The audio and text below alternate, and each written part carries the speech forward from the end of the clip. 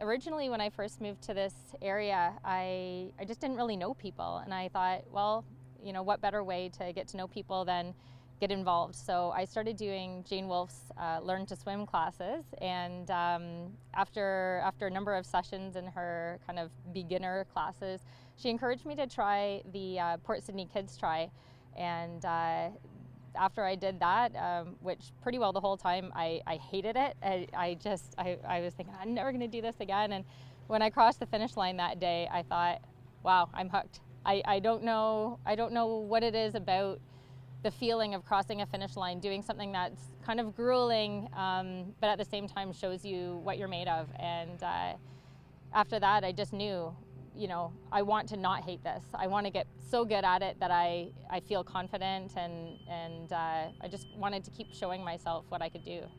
I mean, the challenges were, first of all, just not really believing in myself, not really feeling like I belonged there. I knew, looking at the members of TriMuskokan Club, that I wanted to be like them in the way that they had some camaraderie, and they also just seemed to have this air of confidence. And I was so attracted to that, and I thought, well, I don't have that, and I didn't feel like I belonged there, but I thought, well, what better way to get there than to continually rub shoulders with them? So I joined the club, and I never felt like I belonged, despite how welcoming and easygoing they are.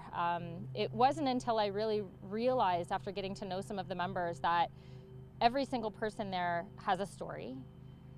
Every single person there has their own challenges, and every single person there began somewhere, like I did.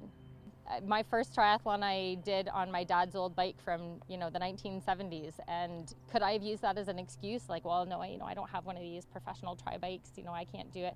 Doesn't matter.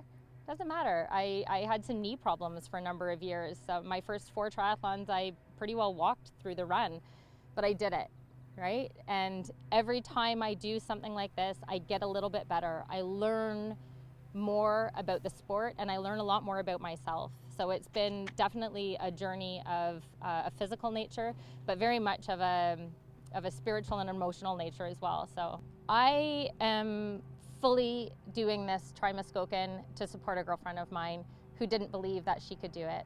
And she was pondering and hemming and hawing about, I don't know, tell me more about it, and, what is it like? And when I said to her, listen, if you sign up, I'll do it with you, and I'll do it right beside you the whole way. And she just started bawling her eyes out, and I said, why are you crying? She said, I can't believe I'm gonna do it. So to me, this is about encouraging somebody in a very direct and profound way to pull her into the journey that I've progressed through, into believing in myself, and in the hopes that maybe one day she'll do the same and encourage somebody else. Everybody can do this.